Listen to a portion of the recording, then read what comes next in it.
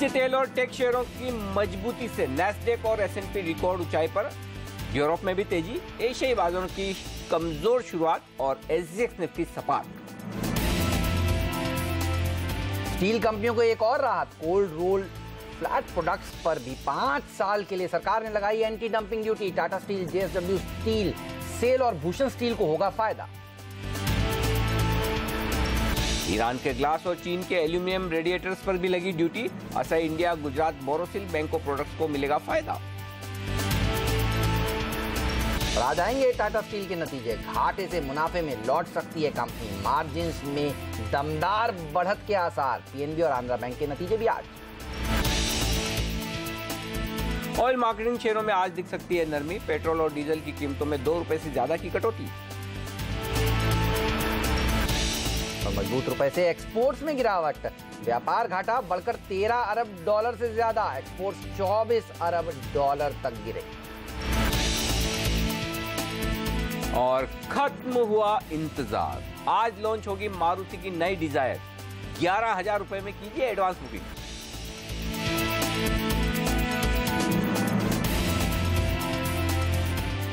क्या आज बाजार में नए रिकॉर्ड बनेंगे? जी हां, यह है बड़ा सवाल, क्योंकि लाइफ टाइम हाई से 5 अंक नीचे बंद हुआ है निफ्टी और बैंक निफ्टी भी है बेहद करीब। सुस्ती के संकेत है ग्लोबल मार्केट से, लेकिन क्या तेजी का इरादा रखना चाहिए? जहां खुले वहीं, यह है बड़ा सवाल, लेंगे इसका जवाब। नमस्कार, मार्केट काउंटडाउन में आप सबका स्वागत है।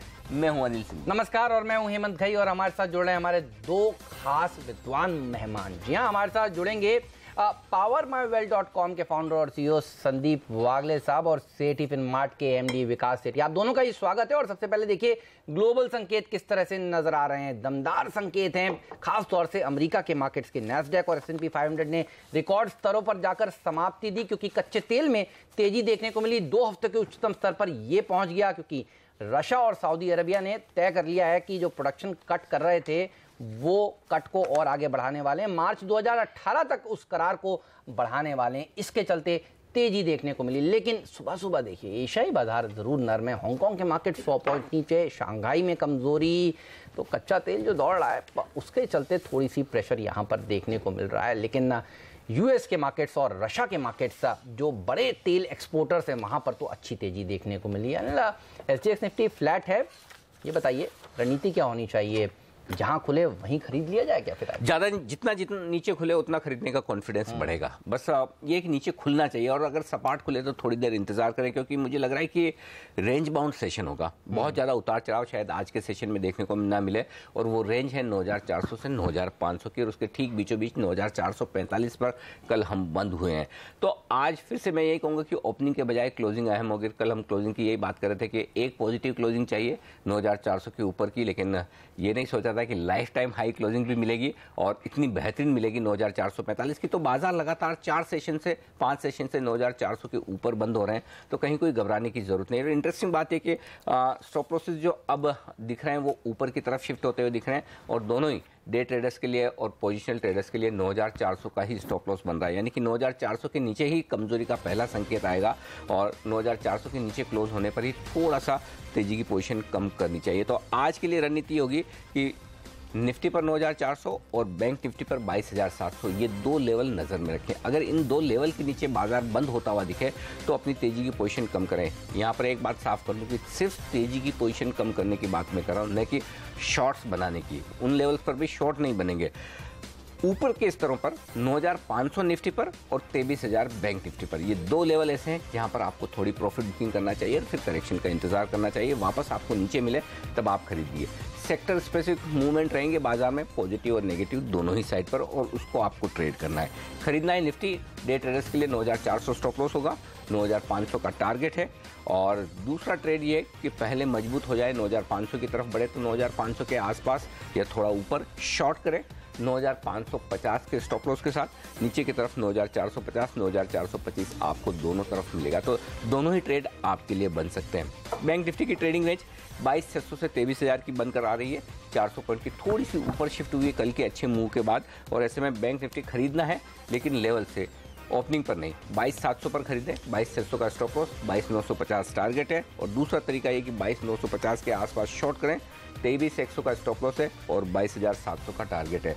बैंक निफ्टी अपने लेवल से ही ट्रेड करे, ना लेवल मिले तो कोई ज़रूरी नहीं कि आज आपको ट्रेड करना है, छोड़ दें, आने दें लेवल्स पर, उसके बाद ट्रेड करें। सेक्टर्स का जहाँ तक सवाल है, मेटल्स और रियल एस्टेट, ये दो सेक्टर पॉजिटिव साइड पर काफ़ी मजबूत नज़र आ रहे हैं और यहाँ पर तेज़ी होने के पूरे आसार हैं। अगर थोड़ी बहुत कमजोरी दिखनी है तो एक तो ऑयल मार्केटिंग कंपनियों के शेयरों में और दूसरा मिड कैप PSU बैंक्स में, इन दो सेक्टर्स में नज़र रखें कमजोरी के लिहाज से। ये आज के लिए स्ट्रेटेजी होनी चाहिए। बिल्कुल, चलिए तो मेटल्स के ऊपर नजर होनी चाहिए। कल भी दमदार प्रदर्शन दिखा रहा था और आज भी ये रैली जारी रहेगी। तो मेटल कंपनियां कौन सी हैं जो आपको खरीदनी चाहिए, इस सब पर हम बात करेंगे अपने एक्सपर्ट से। लेकिन पहले जानते हैं वागले साहब का आज का ट्रेडिंग कॉल क्या है। निफ्टी और बैंक निफ्टी को किस तरह से ट्रेड करेंगे सर? गुड मॉर्निंग, बताइए। Good morning Hemant, good morning Anil ji. Good morning Hemant, पहले तो आप मुझे बताएं, आप 2 हफ्ते छुट्टी पे थे। मैं यूरोप गया था। हाँ, तो ऐसे मैंने भी सुना। बट अनिल जी, आपको लगता है ये सचमुच यूरोप गया था? हाँ, बिल्कुल सबूत है इसके। सबूत है इसका। फेसबुक पर जाकर देखिए, सारे पिक्चर्स डालें। वो तो फेसबुक पे तो फर्जी बनाने में लेकिन ज़्यादा आपको टाइम- डाउट क्यों है? हाँ, ये इम्पोर्टेंट है। एक आदमी 2 हफ्ते, अच्छा हुआ जाहिर है वहां पर आपने मार्केट ट्रैक नहीं किए होंगे। हाँ, ये मार्केट ज्यादा ट्रैक नहीं किया। हाँ, अब आप आए पहले दिन, PEL पिरामल एंटरप्राइजेस जो 10% ऊपर सबसे पहला स्पॉट कल था, हमने दूसरा spot किया था। Spot Tata steel. और वो भी देखिए क्या दमदार तो ये प्रदर्शन बात दिखा। सही है, डाउट आना वाजिब है कि नहीं है कि आते ही, छुट्टी के बाद फॉर्म में आए हैं, छुट्टी पूरी कंप्लीट करिए, ये कह सकते हैं आप। क्योंकि मैं 3 दिन से ऊपर ब्रेक लेता हूँ तो मुझे बहुत मेहनत लेनी पड़ती है वापस आने के लिए। आप 2 हफ्ते के बाद आते हो, पहले बॉल पे 6 मारते हो। शुक्रिया सर, शुक्रिया इन बढ़िया शब्दों एक बार आप भी यूरोप घूम के आए, आप देखिए कितने बड़े फॉर्म मैं में। वही सोचा ये कौन सी जगह है। अच्छा, बताइए sir. On a serious note, 9405 मेरा स्टॉप लॉस होगा जी। 9540 टारगेट होगा। कल जिस तरह से निफ्टी क्लोज हुआ है, स्ट्रेंथ दिखाई देती है। ओपन हुआ, उसके ऊपर क्लोज हुआ, गैप भरने को नीचे नहीं आया। बैंक निफ्टी मुझे हल्का सा कंफ्यूजन दिखता है। ICICI और कोटक स्ट्रांग दिखते हैं, एक्सिस और येस बैंक वीक दिखते हैं। तो उस लिहाज से मैं बैंक निफ्टी में इतना कंफर्टेबल नहीं रहूंगा। स्टॉक स्पेसिफिक मुझे कोई डाउट नहीं है कि ट्रेंड, पॉजिटिव ट्रेंड बरकरार है। मेरे 3 बाय है, 1 सेल है। चलिए, तो 3 बाय 1 शेयर है। स्टॉक स्पेसिफिक अप्रोच आपको आज भी पैसा बनाकर दे सकती है। कौन से वो शेयर हैं जो वागले साहब को अच्छे लगते हैं, इस सब पर बात करेंगे आगे। अच्छा, विकास सेठी साहब से ही पूछेंगे कौन से सेक्टर्स और स्टॉक्स उनको पसंद है। लेकिन पहले बात करते हैं FIS के आंकड़ों की। और अच्छी बात ये कि 5 दिनों से लगातार कैश मार्केट में FIS खरीदारी कर रहे हैं।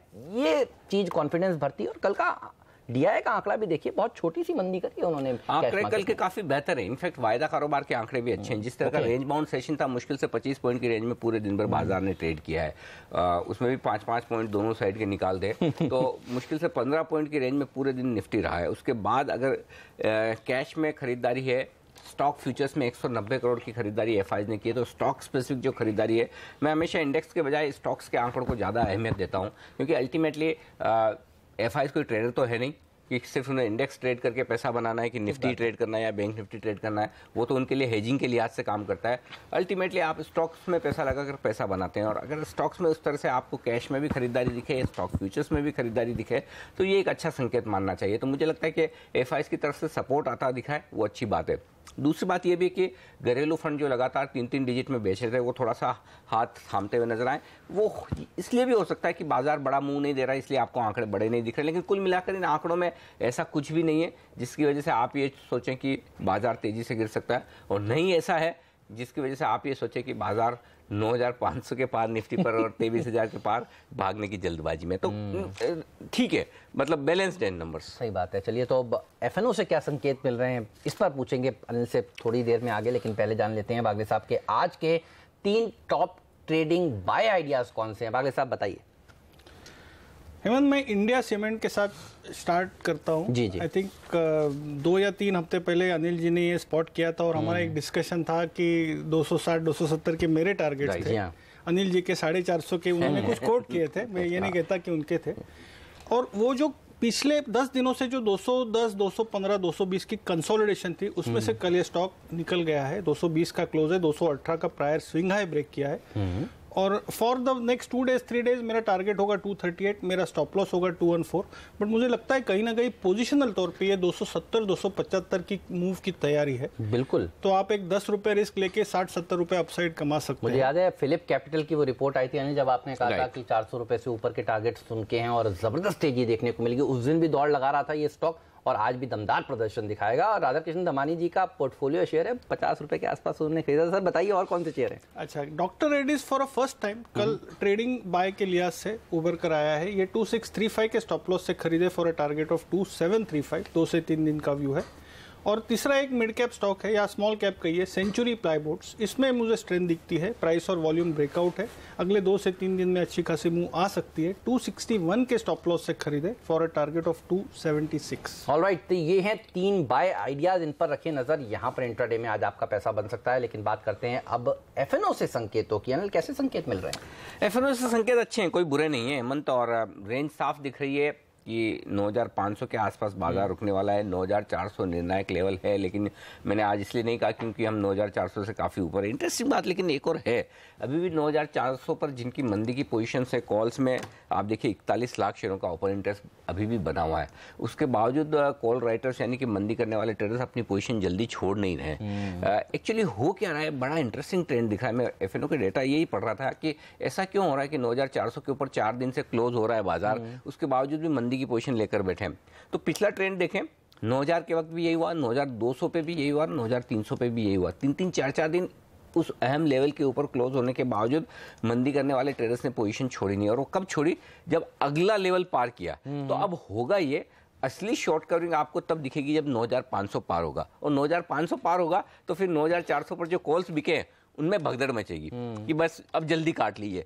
फिर 9500 वाले इंतजार करेंगे तो करेंगे, लेकिन ये एक संकेत साफ दिख रहा है। तो 9400 पर पोजीशन अभी भी पुट और कॉल दोनों में लगभग बराबरी की बनी है। पुट में 46 लाख शेयरों का ओपन इंटरेस्ट है, और यही वजह कि वो बड़ा स्ट्रॉन्ग सपोर्ट का काम कर रहा है। और यही वजह कि आज 9400 आपके लिए डे ट्रेडिंग के लिहाज से भी और पोजिशनल ट्रेडिंग के लिहाज से भी क्लोजिंग बेसिस पर भी स्टॉप लॉस का लेवल सामने आता हुआ दिख रहा है। सबसे बढ़िया बात आज के बाजार में जो मुझे दिख रही हुई है कि इतनी तेजी के बाजार में, जब लाइफ टाइम हाई पर बाजार हैं, अगर आपका स्टॉप लॉस सिर्फ 45 पॉइंट का दिख रहा हो तो रिस्क आपको पता है कि 45 पॉइंट की रिस्क लेकर आप ट्रेड कर सकते हैं, बड़ी रिस्क नहीं है। अदरवाइज यही अगर आपका स्टॉप लॉस 9300 पर निफ्टी पर हो तो आपके लिए ट्रेड करना मुश्किल हो जाता है। तो एक ये अच्छा संकेत है कि आपका रिस्क डिफाइंड है, स्टॉप लॉस बहुत नज़दीक है, वो आप मानकर चल सकते हैं, पहली बात। दूसरी बात, चूंकि विक्स 10.68 पर है, बहुत नीचे के लेवल पर बना हुआ है, तो कभी भी किसी भी दिन बाजार में आपको थोड़ा सा उतार चढ़ाव बढ़ता हुआ दिख सकता है। फिलहाल जो दिख रहा है वो साफ दिख रहा है कि बाजार रेंज बाउंड रहने चाहिए, सीमित दायरे में रहने चाहिए। 9400 तोड़ेंगे नहीं, 9500 के पार जाएंगे नहीं, वो दिख रहा है। लेकिन बड़ा मूव आने की तैयारी होगी अगले 1-2 दिनों में, ये मानकर चलिए। और ये मूव तब आएगा या तो 9400 के नीचे क्लोज हो या 9500 के ऊपर क्लोज हो। दूसरी बात। तीसरा, क्यों 9500 को पार करने की जल्दबाजी में नहीं है? 67 लाख शेयरों का ओपन इंटरेस्ट कॉल्स में वहाँ पर है, जो कि हाईएस्ट है। जाहिर सी बात है कि वो एक अहम लेवल है। पुट कॉल रेशियो 1.25 पर है। आप 9500 के पास पहुँचेंगे तो हो सकता है पुट कॉल रेशियो आपको थोड़ा सावधान वाले, सतर्क रहने वाले लेवल्स की तरफ बढ़ता हुआ दिखे, जो कि 1.35 के आसपास के हो सकते हैं। अगर वहाँ पर आपको ये दोनों कॉम्बिनेशन मिले तो थोड़ी प्रॉफिट बुकिंग करके 50-75 पॉइंट की करेक्शन का इंतजार करें, फिर फ्रेश खरीदारी करें। तो ऊपरी स्तरों पर खरीदारी करने के बजाय निचले स्तरों पर खरीदारी करने का मूड बनाए, ये एक और संकेत आपको आता दिख रहा है। बैंक निफ्टी, जहां पर कल 20,000 शेयर ओपन इंटरेस्ट में घटे हैं, और कल आप देखिए एफआईएस की तरफ से भी इंडेक्स फ्यूचर्स में ओपन इंटरेस्ट में थोड़ी कमी आती हुई दिखी। तो एक ट्रेंड जो मुझे दिख रहा है वो ये कि लॉन्ग पोजीशंस निफ्टी में बन रही है, और बैंक निफ्टी में कल के बड़े मूव के बाद भी तेजी की पोजीशंस कम होती हुई दिख रही है। तो थोड़ा सा अलग अलग तरह का मूड बनता हुआ दिख रहा है निफ्टी और बैंक निफ्टी में। तो फिर ठीक है, अपने लेवल्स के हिसाब से ट्रेड करें, आराम से ट्रेड करें, और हो सकता है आपको इंडेक्स में ज़्यादा ट्रेड आज ना मिले कोई बात नहीं, सेक्टर और स्टॉक स्पेसिफिक ट्रेड बेहद ज्यादा है और वहीं पर फोकस करना है। बिल्कुल, चलिए तो खबरों वाले शेयरों के ऊपर फोकस करिए। कौन से हैं वो स्टॉक्स जो आज एक्शन में रहने वाले हैं खबरों के दम पर, ये हम आपको बताएंगे छोटे से ब्रेक के बाद। और 5 टेक्निकल एक्सपर्ट्स की निफ्टी को किस तरह से ट्रेड करने की राय है, इस पर भी बात करेंगे। विकास सेठी जी को कौन से स्टॉक्स और सेक्टर्स पसंद है, ये सब एक्शन रहने वाला है ब्रेक के बाद। एक ब्रेक लेकर अभी हाजिर होते हैं।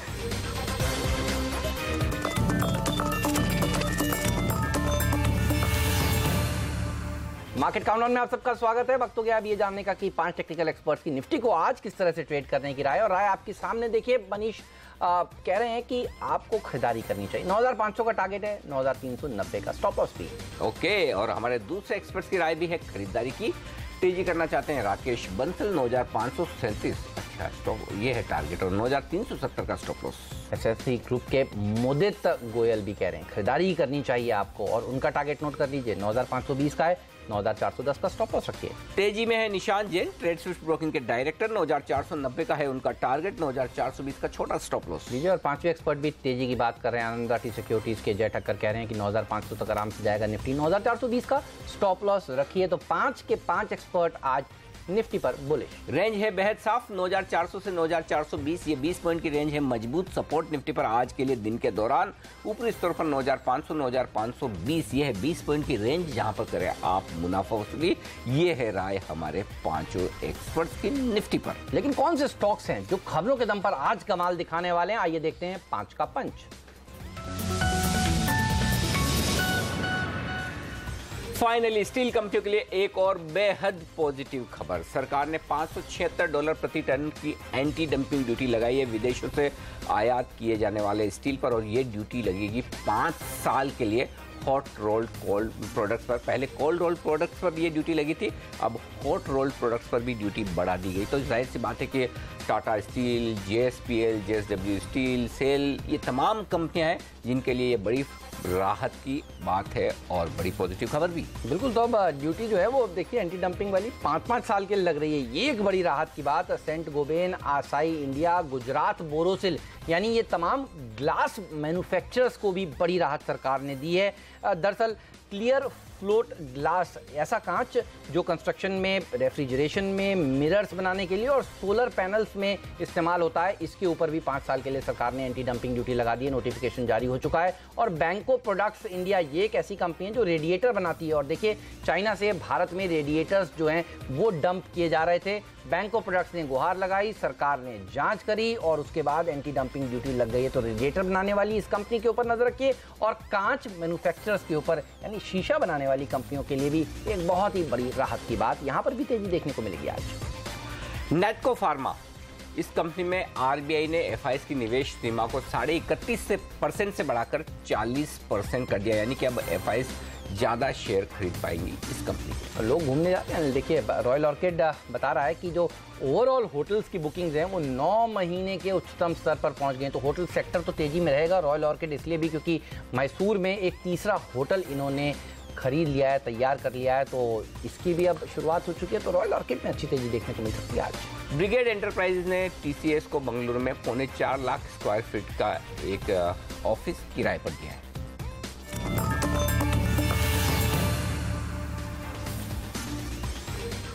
हमारे एक्सपर्ट्स हमारे साथ हैं संदीप वागले साहब, और अब हमारे साथ कार्यक्रम में शामिल हो चुके हैं सेठी फिनमार्ट के MD विकास सेठी साहब। विकास जी, स्वागत है आपका CNBC आवाज पर। सर पहले तो बताइए वो मिड कैप आइडियाज जो आपने चुने हैं आज के लिए खरीदारी या बिकवाली के लिए आज से।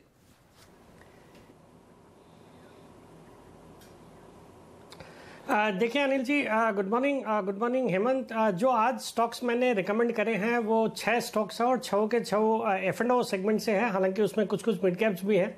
जो मेरा पहला टॉप बेट होगा आज के लिए वो रहेगा टाटा स्टील। इसके आज नतीजे आने वाले हैं, और कल हमने देखा पूरा मेटल सेक्टर ही बिल्कुल फोकस में था, और इस बार नतीजे एक तो बहुत ही शानदार रहने वाले हैं। जिस तरह से डोमेस्टिक स्टील में प्राइसेस बढ़े हैं, और खास करके टाटा स्टील के साथ इनके जो यूरोपियन जो कारोबार है वहाँ पे भी बहुत अच्छे एक इम्प्रूवमेंट की उम्मीद है। और खास करके after looking at the results of ArcelorMittal which were announced very recently, मुझे लगता है टाटा स्टील में बेहद ही शानदार नतीजे रहेंगे। हालांकि स्टॉक कल अच्छा चल चुका है, तो रिजल्ट के बाद थोड़ी प्रॉफिट बुकिंग बिल्कुल हो सकती है, बट डेफिनेटली यहाँ से कुछ अपसाइड्स बिल्कुल नजर आते हैं। दूसरा स्टॉक रहेगा आज के लिए HDIL का। स्टॉक कल आज F&O के बैन से निकला है, और जिस तरह की तेजी हम रियल्टी स्पेस में देख रहे हैं, और जिस तरह से कल सरकार ने जो कई बैंकों ने जो हाउसिंग लोन, होम लोन्स पे जो ब्याज दरें कमती करी हैं, तो उसका एक पॉजिटिव इम्पैक्ट पूरे रियल एस्टेट स्पेस में रहना चाहिए। और HDIL being a high beta stock अच्छा मोमेंटम में रहता है, तो ट्रेडिंग के लिहाज से मुझे ये आज स्टॉक अच्छा लगता है। तीसरा स्टॉक रहेगा नागार्जुना कंस्ट्रक्शन का। इस स्टॉक में भी कल हमने एक बहुत अच्छा प्राइस वॉल्यूम एक्शन देखा है, और जिस तरह से पूरा इंफ्रास्ट्रक्चर सेक्टर ही फोकस में है आफ्टर ये जो IRB का इनविट का इशू आया था, और फिर रिलायंस इंफ्रा को भी जो अभी रिसेंटली दिल्ली मेट्रो से जो आर्बिट्रेशन अवार्ड में फेवरेबल एक डिसीजन मिला है, तो इन सब को देखते हुए मुझे लगता है infrastructure as a sector focus में रहना चाहिए, और वहाँ NCC मुझे पसंद है। चौथा स्टॉक रहेगा इंडिया सीमेंट का, जो कि संदीप वागले जी ने भी रिकमेंड किया है। स्टॉक बहुत ही अच्छा है, बहुत अच्छी तेजी दिखा रहा है और जिस तरह से बाकी सीमेंट कंपनियों के नतीजे आए हैं, मुझे लगता है इस क्वार्टर में इंडिया सीमेंट के नतीजे भी अच्छे आने चाहिए और पर्टिकुलरली बिकॉज साउथ इंडिया में ये कैटर करती है, वहाँ पे डिमांड और प्राइस दोनों बहुत ही अच्छे चल रहे हैं, तो मुझे लगता है India cement should be a stock to watch out for. पांचवा स्टॉक रहेगा एनबीसीसी का। ये भी एक प्योरली हाउसिंग और इंफ्रास्ट्रक्चर पे प्ले है, जिस तरह से सरकार का फोकस है लंबी अवधि के लिए, तो मुझे बहुत ही अच्छा लगता है और आज भी मुझे लगता है इस स्टॉक में कल जिस तरह की एक तेजी बनी है वो जारी रहनी चाहिए। और जो फाइनल स्टॉक रहेगा वो रहेगा टीवीएस मोटर का। ये स्टॉक भी कल बहुत अच्छे प्राइस वॉल्यूम एक्शन दिखाया है इस स्टॉक ने और कल भी अच्छी तेजी बनी है और मुझे लगता है ऑटो सेक्टर में एक अच्छी कंपनी है और बिल्कुल इस पे दाव लगाना चाहिए। So I would go with TVS motor also for today. ये तो टीवीएस मोटर कल वागले साहब ने भी कहा था देखिए खरीदिए, आज विकास सेठी जी भी कह रहे हैं और ये शेयर जो है वो लगातार भागता जा रहा है। अच्छे मानसून का फायदा भी इसको मिल रहा है। देखिए 400 के ऊपर निकला तो 500 के ऊपर अच्छा है। जिस रिजल्ट आए थे उस दिन थोड़े लोग मायूस हुए थे, लेकिन उस गिरावट में जिसने खरीदारी करी और हम कह रहे थे खरीदारी करिए, ये शेयर देखिए 500 के ऊपर टिका हुआ है। और टाटा स्टील ये शेयर आज नतीजे भी आने वाले, इस पर हम विस्तार से आगे भी बात करेंगे, लेकिन वागले साहब का एक शॉर्ट आइडिया भी है, वो कौन सा है वागले साहब बताइए। हेमंत, कल हमने इसकी बात की थी, इंट्राडे शायद हमारा सेल कॉल था आइडिया। आपने सुबह सुबह कह दिया था इसको पोजीशनल सेल के तौर पर रखना चाहिए। बिल्कुल, और मैं उसको कंटिन्यू करता हूँ। 8850 का मेरा स्टॉप लॉस होगा, 81 का टारगेट होगा, क्लोज इज समवेयर अराउंड 86, तो मुझे लगता है 81 आज या कल तक आ जाना चाहिए। 7% नतीजों के बाद ये शेयर नीचे गया कल। जाना ही था जिस तरह से, और हम कल यही बात कर रहे थे कि भाई ये जो नंबर्स लोगों को लग रहा है कि कॉस्ट कटिंग की वजह से, तो कॉस्ट कटिंग से बात नहीं बनती। रेवेन्यू अगर नहीं बनेगा तो कॉस्ट काट के कितना कर लेंगे, उससे बिजनेस पर असर पड़ेगा। तो उस लिहाज से सीएलएसए का टारगेट 80 का है, 80 रुपए का टारगेट है और उसके नीचे भी एक आध एफआई के 70 के टारगेट भी हैं। तो कुल मिलाकर खराब ही है। चलिए लेंगे एक छोटा सा ब्रेक और इस ब्रेक के उस पार आपको बताएंगे। आज तो बहुत सारी रिपोर्ट्स हैं एफआई की तरफ से, काम कर रहे हैं वो, रिजल्ट सीजन है तो बहुत सारी रिपोर्ट्स आ रही हैं और इंटरेस्टिंग रिपोर्ट्स है, काम की रिपोर्ट्स हैं। एमएससीआई इंडेक्स में बदलाव भी हुए हैं, वो भी आपके काम के हैं। तो स्टॉक स्पेसिफिक एक्शन बहुत ज़्यादा होने वाला है आज के सेशन में, पूरा बताएंगे आपको इस ब्रेक के बाद।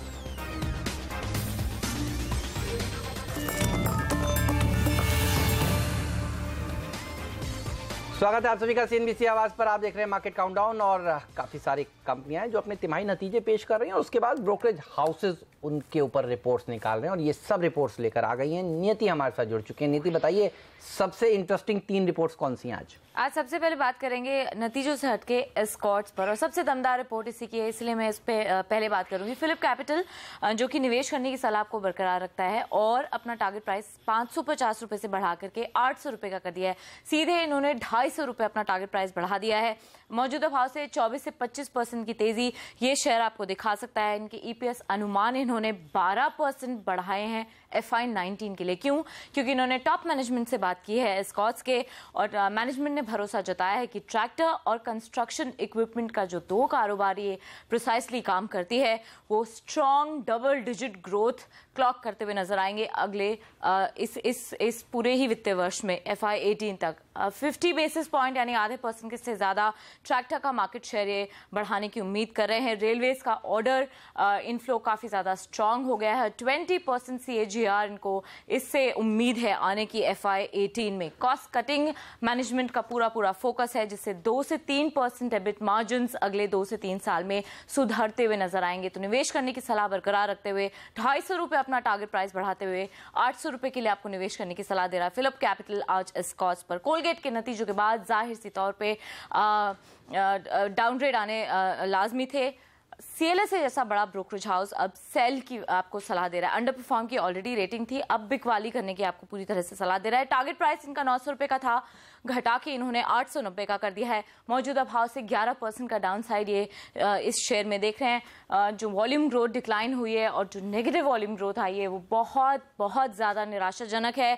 पतंजलि का शायद ये इम्पैक्ट को अंडर एस्टिमेट कर रहे थे, लेकिन इनको हिट आएगा। क्यों? क्योंकि सबका फोकस अभी आयुर्वेद पे हो गया है और इनके पास सिर्फ और सिर्फ एक प्रोडक्ट है पूरे आयुर्वेद सेगमेंट में।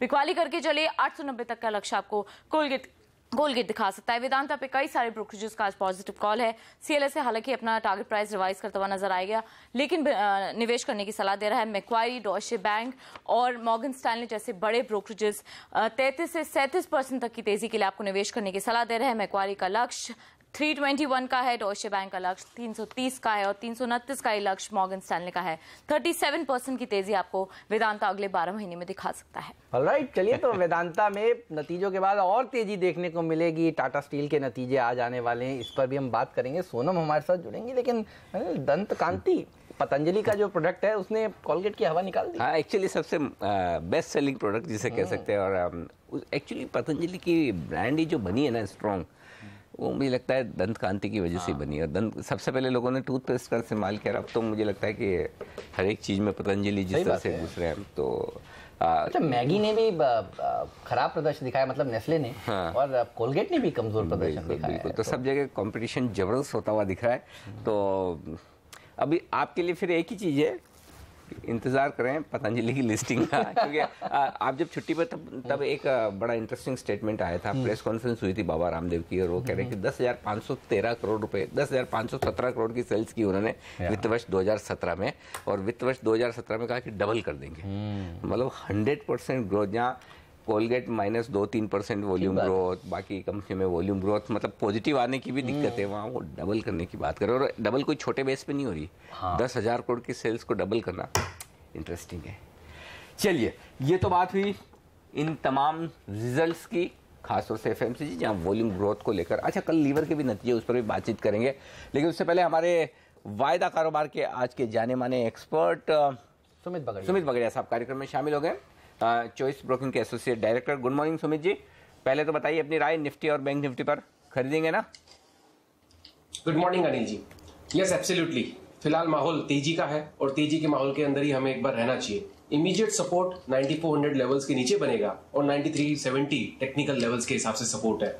जब तक ये लेवल्स टूटते नहीं है तब तक बायस पॉजिटिव में ही रहना चाहिए। ऊपर में इमीडिएट पड़ाव निफ्टी का 9500 ओआई डेटा के हिसाब से, अगर 9500 का लेवल्स टूटते हैं तो हमको 9550 टेक्निकल लेवल के हिसाब से जाने को देखने को मिल सकता है। निफ्टी इमीडिएटली ट्रेडिंग के लिहाज से ये रेंज बनी हुई है। सेलिंग अगर 9370 टूटेगा उसके बाद ही बनेगी, जब तक नहीं टूटता है तब तक डिप में खरीदारी करें।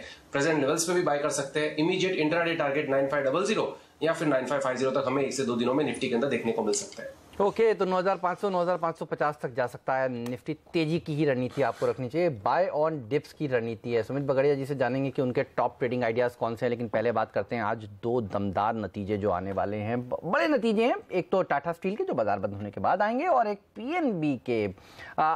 क्या है सीएनबीसी आवाज का अनुमान, बताने के लिए जुड़ चुकी हैं हमारी सहयोगी सोनम। सोनम बताइए। शुरुआत टाटा स्टील के साथ करना चाहूंगी। एक लो बेस के कारण, या फिर पिछले साल की ये तिमाही बेहद ही खराब थी, इसलिए लो बेस के कारण साल दर साल एक जबरदस्त बूस्टअप देखने को मिलेगा आंकड़ों में। साल दर साल के आंकड़ों में आई में 8% की बढ़ोतरी का अनुमान है। मार्जिन डबल होते हुए दिखाई देंगे, 7.5% के मुकाबले 13.8% पे मार्जिन आ सकते हैं। और पिछले साल की इसी तिमाही के घाटे के मुकाबले इस बार एक मुनाफे का आंकड़ा आता हुआ दिखाई देगा। दोनों कारोबार, इंडिया कारोबार और यूरोपियन कारोबार, दोनों से एक अच्छा खासा सपोर्ट मिलने वाला है। इंडिया कारोबार का परफॉर्मेंस बेहतरीन रहा है, जहां पे सेल्स वॉल्यूम में 17% की बढ़ोतरी का अनुमान है। रियलाइजेशंस मजबूत रहेंगे क्योंकि स्टील के प्राइसेस में भारी बढ़ोतरी आई है। साथ ही यूरोपियन कारोबार में तो एक पॉजिटिव सरप्राइज इस बार आपको देखने मिल सकता है, जहां स्प्रेड में अच्छी खासी बढ़ोतरी आई है, बल्कि जो स्प्रेड है वो 7 साल के हाईस पर पहुंच चुके हैं। तो दोनों कारोबार से सपोर्ट मिलने वाला है। लेकिन इस बार मैनेजमेंट की कमेंट्री पर ज्यादा नजर रहने वाली है कि यूरोपियन बिजनेस के रिस्ट्रक्चरिंग पर क्या कदम लिए है कंपनी ने, पेंशन लायबिलिटी प्लान पर क्या डिटेल सामने आते हैं, साथ ही जो थाइसन क्रिप और टाटा स्टील की मर्जर की बातचीत चल रही है वो कहां तक आगे बढ़ पाई है। पंजाब नेशनल बैंक की बात करें तो एसेट क्वालिटी या फिर स्ट्रेस लोन्स पर ही सबसे ज्यादा नजर रहने वाली है, क्योंकि जो कंपनी के स्ट्रेस लोन्स है वो इंडस्ट्री की हाईएस्ट है। तो पंजाब नेशनल बैंक में एसेट क्वालिटी पर ही खास नजर रहने वाली है। पिछले साल की इसी तिमाही में जो ग्रॉस एनपीए लेवल्स थे वो 13.7% पे थे। देखना होगा इस बार किस तरह के आंकड़े आते हैं। किसी तरह का अपग्रेड अगर इसमें आता है तो वो मार्केट पॉजिटिवली लेगा। एनआईए में 37% बढ़ोतरी का अनुमान है। वही पिछले साल की इसी तिमाही के घाटे के मुकाबले इस बार एक मुनाफे का आंकड़ा आता हुआ दिखाई देगा। लोन ग्रोथ बेहद ही म्यूटेड रहेगा, डिपॉजिट्स बेहद ही स्टेबल रहे कंपनी के लिए। क्रेडिट कॉस्ट पर खास नजर रहेगी जो इंडस्ट्री के सबसे हाईएस्ट लेवल पे है। बिल्कुल, चलिए तो अब पीएनबी अब नया मैनेजमेंट आए हैं 15 दिन पहले, देखना होगा कि नतीजे कैसे निकल कर आते हैं। जनरली देखा गया है कि मैनेजमेंट जब चेंज होता है इन PSU बैंक्स का तो वो फटाफट आते ही NPS को रिकॉग्नाइज करना शुरू करते हैं और स्लिपेजेस का आंकड़ा सबसे महत्वपूर्ण रहने वाला है। तो PNB पर रखिएगा नजर, खराब भी आने वाले कोई रिजल्ट में कहीं कोई और कल देखिए शेयर का भाव भी बता रहा था, कल भी इनके निचले स्तर पर जाकर बंद हुआ ये शेयर 3 बजे के बाद गिरना शुरू हुआ है। कोई अच्छे नंबर्स की उम्मीद, और PSU इसीलिए आज मैंने मिड कैप PSU बैंक्स को फिर से मंदी की तरफ यही चुने हैं, कल भी चुने थे, आज भी चुने, तो ये नंबर्स बड़े खराब हैं। मेटल्स ये रहेगा, मेटल्स मजबूत। अच्छा, एक मेटल स्टॉक जो सुमित बगड़िया जी को भी पसंद है वो है JSW स्टील, जिसके नतीजे कल आने वाले हैं। बाकी के 2 स्टॉक्स भी बताइए, और JSW स्टील पर आपका आज का टारगेट क्या है सुमित, ये बताइए। देखिए हेमंत, JSW स्टील इनफैक्ट पूरा ही मेटल पैक में कल हमको एक लोअर लेवल से एक अच्छी तेजी देखने को मिली है, और कल जो तेजी देखने को मिली है वो ये शो कर रहा है कि लास्ट कुछ दिनों के फॉल को एक ही दिन में मोस्टली स्टॉक्स ने एंगल्फ किया है मतलब मंदी को निगेट किया है और एक तेजी की तरफ कन्वर्ट हो रहा है। सबसे पहला स्टॉक JSW स्टील के अंदर ऐसा लगता है यहां से और भी तेजी देखने को मिलेगी और ऊपर में हमको 210 तक के लेवल्स देखने को मिल सकते हैं। एग्जिस्टिंग लॉन्ग पोजीशंस होल्ड करें, प्रेजेंट लेवल्स पे फ्रेश बाइंग की सलाह होगी। 197 का ट्रेडिंग के लिहाज से स्ट्रिक्ट स्टॉप लॉस होगा, ऊपर में 207 210 के इमीडिएट टारगेट होंगे। At the same time Vedanta, Tata steel, Hindustan zinc, Hindalco, इन सब स्टॉक्स के अंदर भी तेजी बन रही है। टाटा स्टील में कल हमें बहुत अच्छा मूव देखने को मिला है लोअर लेवल से, ऐसा लगता है कि ये मूव यहां से और ऊपर की तरफ दिखाएगा और ऊपर में हमें 470 480 तक के लेवल्स देखने को मिल सकते हैं इमीडिएटली ट्रेडिंग के लिहाज से। ओवरऑल पिछले जो हाईज लगे हैं वो भी ब्रेक हो सकते हैं, 500 के ऊपर का स्तर भी हमें टाटा स्टील के अंदर देखने को मिल सकता है। और जब JSW स्टील की बात चल रही है तो इस सेक्टर के लिए बड़ी राहत वाली खबर जो आई है कल देर शाम। पहले सरकार ने सरकारी प्रोजेक्ट में घरेलू कंपनियों को स्टील खरीदने के लिए अनिवार्य किया था, और अब हॉट रोल्ड के बाद कोल्ड रोल्ड प्रोडक्ट्स पर भी एंटी डंपिंग ड्यूटी लगा दी गई है। और हमारे साथ जुड़ रहे हैं हमारे ब्यूरो चीफ लक्ष्मण राव ये पूरी खबर लेकर। लक्ष्मण, बताइए कंपनियों के लिए कितनी बड़ी राहत की बात है?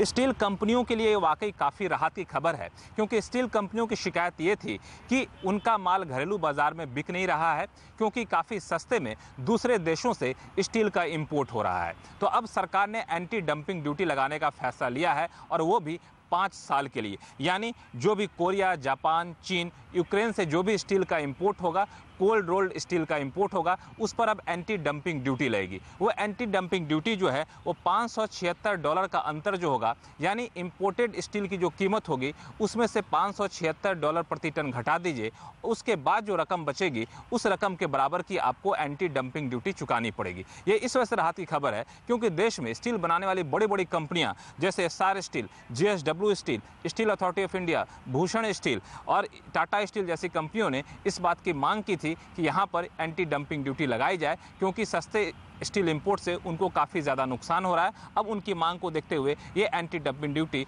5 साल के लिए लगा दी गई है।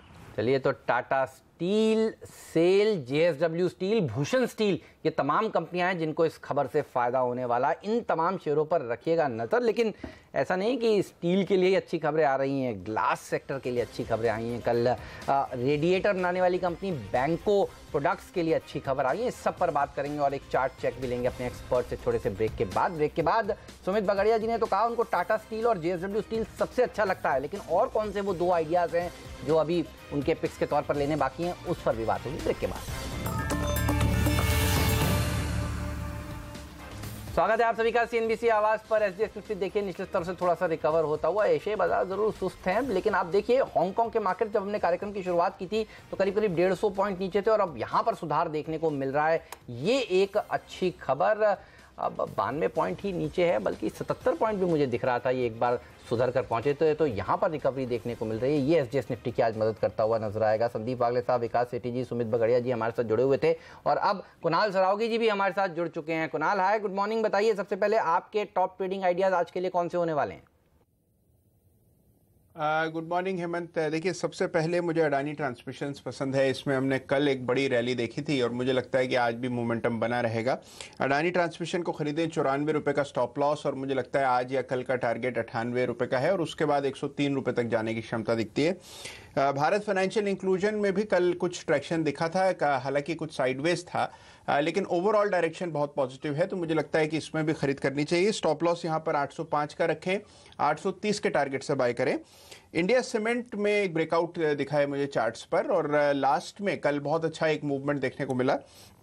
227 के टारगेट से खरीदें, 217 पर यहाँ स्टॉप लॉस रखें। और अंत में HDIL मुझे लगता है कि बहुत स्ट्रांग चार्ट है, और यहाँ पर लगातार रियल एस्टेट स्टॉक्स में हमने तेजी देखी है। HDIL मुझे लगता है 102 तक चला जाएगा, ये टारगेट होगा। स्टॉप लॉस 98 पर है। बिल्कुल, और सारे के सारे स्टॉक्स जो पसंद आ रहे हैं कॉमन है, इंडिया सीमेंट सबको खरीदना है, फिर बेचेगा कौन मैं सोच रहा हूँ। देखिए वागले साहब को पसंद है, विकास सेठी जी को पसंद है, कुणाल जी को पसंद है, लेकिन सुमित को कोई दूसरा सीमेंट स्टॉक पसंद है, वो है ग्रासिम। सुमित, आपकी एक तो जो पिक्स थी JSW स्टील, उसके अलावा ग्रासिम और टाटा पावर कॉल, इन दोनों के बारे में बताइए। जी, सीमेंट स्पेस में भी तेजी बनी हुई है, अच्छा खासा मूव हमको देखने को मिल सकता है मोस्टली स्टॉक्स के अंदर। कल ग्रासिम के अंदर 6 से 7 दिन के फॉल के बाद कल पहला दिन राइस का था। उस राइस को देखते हुए ऐसा लगता है कि इमीडिएट रैली हमको 1210 के लेवल तक देखने को मिलनी चाहिए, और शायद हो सकता है ये रैली एक्सटेंड भी हो। प्योरली इमीडिएटली ट्रेडिंग के लिहाज से 2 से 3 दिन के लिए 1150 के स्टॉप लॉस से ग्रासिम में बाय करना चाहिए। ऊपर में 1210 तक का टारगेट हमको देखने को मिल सकता है। एट द सेम टाइम जी अनिल जी बोलिए। Eight the same time Tata power के अंदर भी कल हमें एक अच्छा मूव देखने को मिला है। ऐसा लगता है कि टाटा पावर के अंदर भी यहां से एक तेजी बननी चाहिए, तो 85 का कॉल लेके काम करना है टाटा पावर के अंदर, जो कि ₹1.10 के आसपास मिल रहा है। टाटा पावर के ऊपर में लेवल्स दिखाई दे रहे हैं 87 से 90। अगर ये लेवल्स अचीव होते हैं तो इस टाटा पावर के 85 की कॉल की वैल्यू इमीडिएटली ₹3 तक देखने को मिल सकती है। 2.5 से ₹3 इमीडिएट इसका टारगेट होगा, 50 पैसे का स्टॉप लॉस होगा, यानी ओवरऑल 50 पैसे के सामने 1.5 से ₹2 का टारगेट है। रिस्क रिवॉर्ड रेशियो भी अच्छा बैठा है, तो टाटा पावर के 85 के कॉल को खरीदारी करके काम करना है।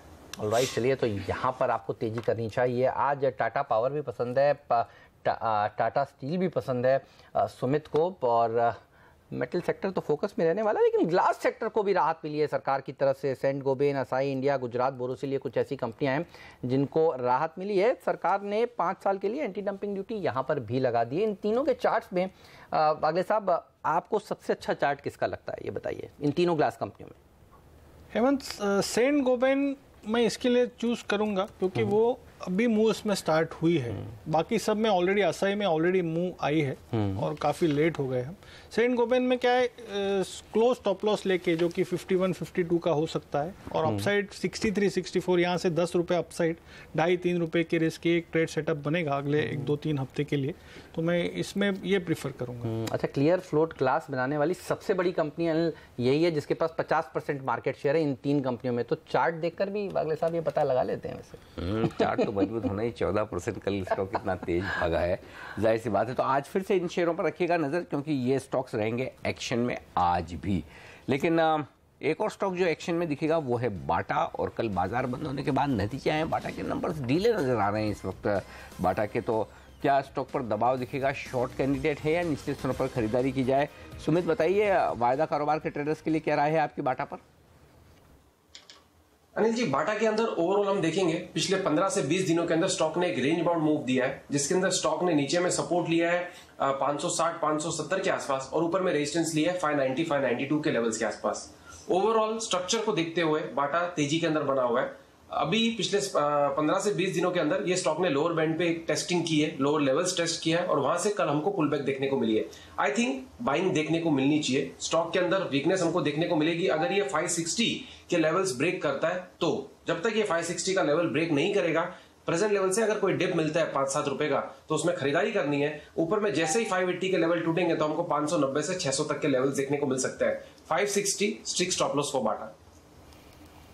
ओके, तो ये है आपके लिए बाटा पर राय। वक्त एक ब्रेक का, और इस ब्रेक के बाद बात करेंगे कुछ और ऐसे स्टॉक्स की जहां पर आज एक्शन दिखने वाला है। एक्शन शुरुआत होगी भारतीय बाजारों में, उससे पहले हम आपको बताएंगे कि और कौन से नतीजे या फिर खबरों के दम पर स्टॉक्स आपको ट्रेड करने चाहिए, छोटे से ब्रेक के बाद। और इस वक्त फोकस करते हैं उन सेक्टर्स पर जहां पर आज एक्शन रहने वाला है। Real estate. विकास, कोई शेयर पसंद है आपको रियल एस्टेट में HDIL के अलावा? चूंकि खबर बड़ी पॉजिटिव आ रही है कि 30 लाख से कम वाले लोन्स पर ब्याज दरें कम की है, तो सारे बैंक्स ने तो रियल एस्टेट सेक्टर थोड़ा, और ख़ास तौर से लो कॉस्ट वाले, इनके लिए पॉजिटिव है, क्या खरीदेंगे आप?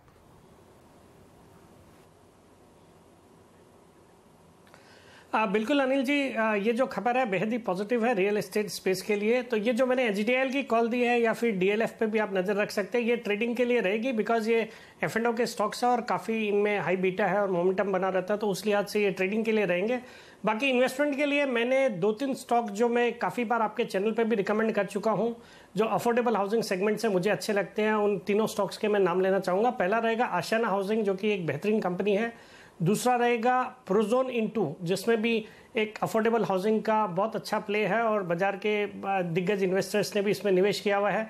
स्टॉक हालांकि अपने निचले लेवल से ये जो बजट के बाद जो अफोर्डेबल हाउसिंग पे पॉजिटिव न्यूज़ फ्लो के कारण ऑलरेडी थोड़ा बढ़ चुका है, बट ये 44-45 के लेवल से ये आने वाले सालों में एक मल्टीबैगर साबित हो सकता है। और जो तीसरा स्टॉक रहेगा वो रहेगा वास्कॉन इंजीनियर्स।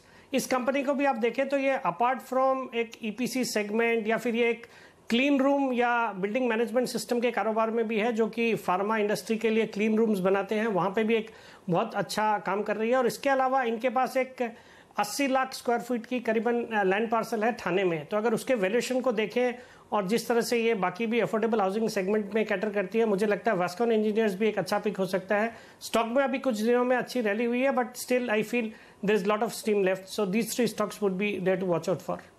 तो आशियाना, प्रोजोन, वास्कॉन, ये तमाम स्टॉक्स जहां पर आपकी नज़र ज़रूर होनी चाहिए। और मेरी नज़र तो हांगकांग के मार्केट्स पर है। देखिए अब आप करीब डेज लो से आधा सुधर चुके हैं। ये 150 पॉइंट की गिरावट थी और अब देखिए 60 पॉइंट के आसपास की गिरावट अब बची है। अच्छा, जापान का बाजार भी लाल निशान में था, देखिए ये हरे निशान में आ चुका है। तो एशियाई बाजारों ने कमज़ोर शुरुआत करी और अब वहाँ पर रिकवरी देखने को मिल रही है। SGX निफ्टी भी सुधरने की कोशिश करता हुआ। ग्लोबल मार्केट्स मजबूत हैं। और मैं बात करना चाहता हूँ एस्कॉर्ट्स की। मुझे याद है वागले साहब आपने इस स्टॉक को सुझाया था और अब देखिए फिलिप कैपिटल कहता है कि 800 का टारगेट देखने को मिल सकता है। एक साल में क्या शानदार रिटर्न दिया इस शेयर ने। कल अनिल ने सुबह बाजार खुलते ही कहा था इस शेयर में अच्छी रैली देखने को मिल सकती है आगे भी। आज ये रिपोर्ट भी आ रही है। ये बताइए जिनके पास है उनको क्या करना चाहिए शेयर में?